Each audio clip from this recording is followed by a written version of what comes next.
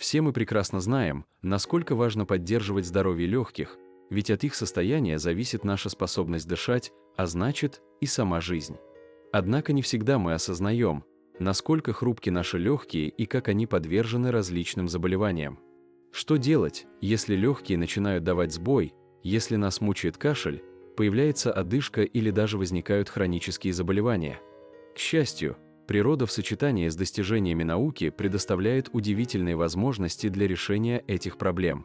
Советский академик Борис Болотов, посвятивший свою жизнь изучению здоровья человека, предлагает простые, но невероятно эффективные методы, которые помогают не только облегчить симптомы, но и восстановить здоровье легких. Его подходы основаны на глубоком понимании процессов регенерации тканей и использовании природных средств, что делает их универсальными и доступными для большинства людей. Именно сочетание научного подхода с простотой в применении делает его методы столь результативными. Давайте разберемся подробнее в его подходах и правилах. Кашель и заболевания легких. Взгляд Болотова. Каждый из нас хотя бы раз в жизни сталкивался с ужасным состоянием, когда мучает сильный кашель, вызванный воспалением слизистой оболочки дыхательных путей. Причиной такого кашля могут быть вирусные инфекции, бактерии, аллергены или даже загрязненный воздух, которые раздражают бронхи и затрудняют дыхание. В такие моменты становится тяжело сделать полный вдох, бронхи сужаются, а легкие будто бы сжимаются. Это может быть ответной реакцией организма на воспаление, вызванное вирусами или бактериями. Болезненное дыхание приносит значительный дискомфорт и мешает выполнять даже простые повседневные задачи. Однако, как утверждает академик Болотов, приложив немного усилий и используя доступные средства, можно избавиться от этого дискомфорта.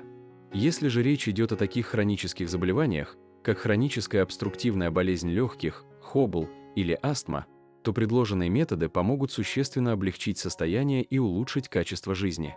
Врачи при любых заболеваниях легких часто рекомендуют принимать витамин D. Он обладает антимикробным и иммуномодулирующим действием, что особенно важно для восстановления легочных тканей. Однако стоит помнить, что витамин D помогает не всем. Он особенно эффективен для людей с дефицитом этого витамина, который может проявляться в виде частых простуд, слабости и длительного восстановления после болезней. Но в случаях, когда организм из-за генетических особенностей или полиморфизма рецепторов не способен его принять, эффект может быть менее результативным. В таких ситуациях необходимо подбирать дополнительные источники и методы укрепления иммунитета. Иногда причина кроется в состоянии, называемом полиморфизмом, при котором рецепторы организма не воспринимают витамин. В таких случаях важно применять комплексный подход к лечению, включая изменения в рационе, физическую активность и иные методы. 7 золотых правил для здоровья легких от академика Болотова. Академик Болотов выделяет 7 золотых правил, способных улучшить состояние легких. Находиться на солнце. Солнечный свет содержит ультрафиолетовые лучи, которые способствуют выработке витамина D в организме. Этот витамин укрепляет иммунную систему, улучшает состояние костей и общее самочувствие. Кроме того, солнечные лучи обладают антимикробным действием, что может помочь снизить риск некоторых инфекций.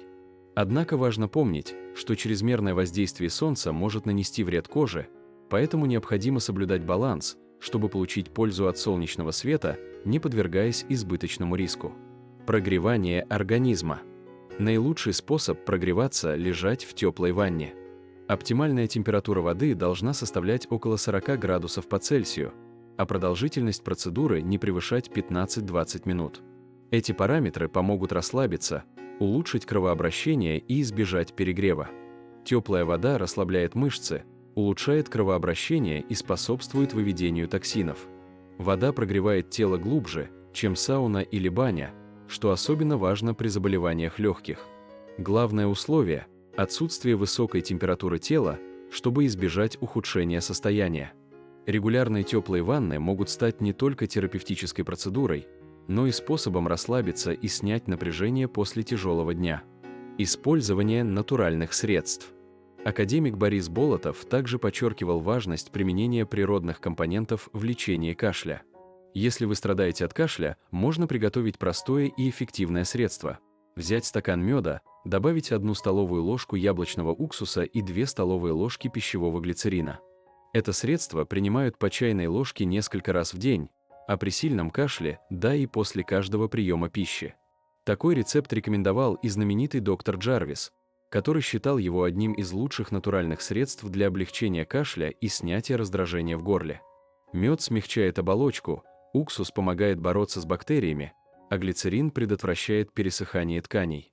Подходы Болотова и Джарвиса пересекаются в стремлении использовать простые, но эффективные средства для поддержки здоровья. Употребление ферментов. Борис Васильевич отмечал, что ферментированные напитки обладают уникальными свойствами, помогая восстановить микрофлору и укрепить иммунитет. Например, квас с чабрецом можно приготовить дома. Для этого возьмите литр воды, добавьте 2 столовые ложки сахара, 1 столовую ложку чабреца, немного ржаной муки или кусочек ржаного хлеба и оставьте настаиваться при комнатной температуре 2-3 дня. Хранить готовый квас лучше всего в прохладном месте, например, в холодильнике, где он сохранит свои полезные свойства до 5-7 дней. Важно использовать чистую посуду и не допускать попадания грязи, чтобы избежать нежелательных процессов брожения. Чабрец содержит вещества, которые угнетают патогенную микрофлору, а ферментация усиливает его целебные свойства, придавая напитку отхаркивающее и спазмолитическое действие. Такой квас не только улучшает состояние дыхательных путей, но и благоприятно влияет на общее состояние организма. Употреблять его рекомендуется в умеренных количествах, не более 1 стакана в день, чтобы избежать перегрузки пищеварительной системы. Особенно он эффективен при бронхите, астме и других заболеваниях, связанных с воспалением дыхательных путей, как подчеркивал Болотов в своих трудах. Прием кислот. С возрастом выработка желудочного сока снижается, что напрямую влияет на усвоение витаминов и минералов. Академик Болотов рекомендовал использовать натуральные уксусы, такие как яблочный или виноградный, которые можно добавлять в воду или использовать для приготовления салатов. Для этого достаточно разбавить 1 чайную ложку уксуса в стакане воды и выпить за 20-30 минут до еды. Это помогает поддерживать необходимый уровень кислотности в организме, улучшает состояние желудка и способствует закрытию клапана между желудком и пищеводом, снижая риск кашля и других проблем, связанных с нарушением пищеварения. Также Болотов подчеркивал пользу квашеных овощей и фруктов, богатых естественными кислотами и пробиотиками, которые стимулируют обменные процессы и улучшают работу всей пищеварительной системы. Рассасывание соли при боли в горле. Для тех, кто страдает от боли в горле, Болотов советовал раскасывать небольшое количество соли несколько раз в день. Соль обладает мощными антибактериальными свойствами, способствует очищению слизистой оболочки и стимулирует выработку желудочного сока, что, в свою очередь, помогает улучшить общее состояние организма. Этот простой способ может стать спасением в холодное время года, когда риск простуд и инфекций особенно велик. Дыхательные практики. Специальные методики, такие как дыхание по Фролову или использование аналогичных приборов, активизируют кислородный обмен, расслабляют спазмированные бронхи и улучшают выведение слизи из организма. Регулярные дыхательные упражнения не только укрепляют легкие, но и способствуют общему оздоровлению организма, повышая его устойчивость к стрессам и физическим нагрузкам. Наследие Болотова и целостный подход к здоровью.